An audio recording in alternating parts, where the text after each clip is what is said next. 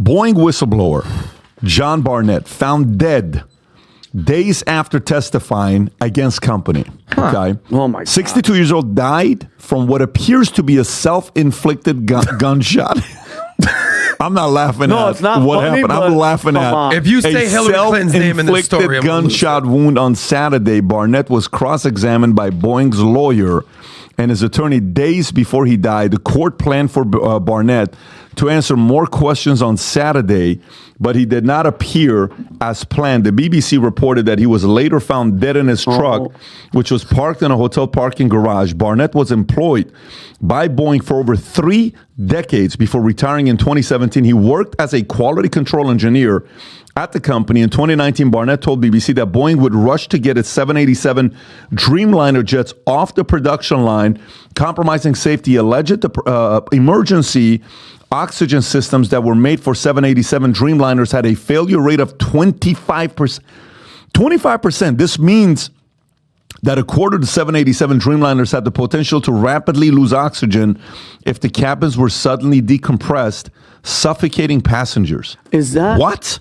Vinny, did you have a video you send? You want the audience to see? Yeah, I sent. So there's 2 of them, Pat. So first of all, there's Al Jazeera sent an undercover reporter into a plant in South Carolina. Mind you, guys, these are the people making the airplane, and he's asking them, "Would you fly on this airplane?" I'm not trying to laugh at the situation; it's actually scary. Rob, can you please play what these people were saying once they're inside? So hang on, this is Al Jazeera asking, "How do you make the plane crash?" I'm asking for a friend. Yeah, no. What this is? They're basically just asked, would you fly this plane? Yeah, would you be a passenger in this plane that you are building as we speak in this plant? Go ahead, Rob.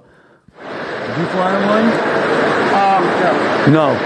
You won't fly in one. No. Would you fly in one of these planes?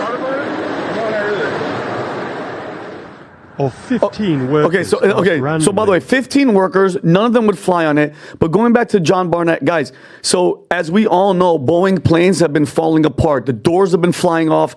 Tires are falling off. By the way, mid-flight, just yesterday, Airlines Flight 830 from Sydney to SFO started leaking fuel, and somebody recorded it. They had to turn back around and land. And mind you, Boeing and United both employ DEI practices, so I wouldn't wonder why. But going back to John Barnett, guys, he worked for 30 years on the 787 Dreamliner, the one that's having all these problems, all right? So in 2017, he started taking legal action, and he was alleging that the plane isn't being built. When the plane isn't being built fast enough, the employees start getting scrap metal from broken parts, like a bin, to use so that the plane gets done in time. Okay, and Pat, you mentioned the oxygen tanks. 1/4 of them would fail. So it's been going on since 2007.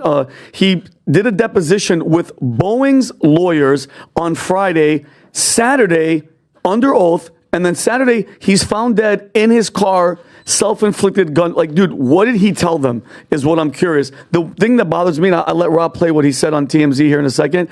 It's so obvious, guys. Let's be real. This isn't a conspiracy. This is beyond coincidence. We all know what happened. Somebody somehow, allegedly, with Boeing, said, guys, go end that guy's life. You think so? Adam always says, don't say 100%. Explain to me how he's in the middle of this. He just got deposed by their lawyers. And then he what? Because he can't handle the truth, he shoots himself in his car. That's bullshit. This is exactly like the movie. If you guys haven't seen it, go watch Michael Clayton with George Clooney. One of my favorite movies ever of all time. Phenomenal acting from everybody. A guy, a lawyer, finds out that a big pharmaceutical company killed thousands of people knowingly. They hid the research, and he wants to go public. The pharmaceutical company hires 2 hitmen to kill him and make it look like a suicide. It's blatantly obvious, and the only sad thing, in 3 days, nobody's going to talk about this. And this is what he told TMZ, Pat, about Boeing. How long ago is this? This is recently. Okay, go ahead, Rob. This is not a 737 problem. It's a Boeing problem. And I know the FAA's gone in and they've done due diligence and inspections to assure that the door plugs of the 737 are installed properly and the fasteners are torqued properly. But my concern is, what's the rest of the airplane? What's the rest of the condition of the airplane? And the reason my concern for that is, back in 2012, Boeing started removing inspection operations off their jobs. Jeez. So it left the mechanics to buy off their own work. So what we're seeing with the door plug blowout is what I've seen with the rest of the airplane, as far as jobs not being completed properly, inspection steps being removed, issues being ignored. My concerns are with the 737 and the 787, because those programs have really embraced the theory that quality is overhead and non-value added. So those two programs have really put a strong effort into removing quality from the process. So here's my thing, Rob. I mentioned this when we first started talking about it. It's only a matter of time, because what's Boeing going to do? Stop all these flights? No, they're not. I don't know what's going to happen.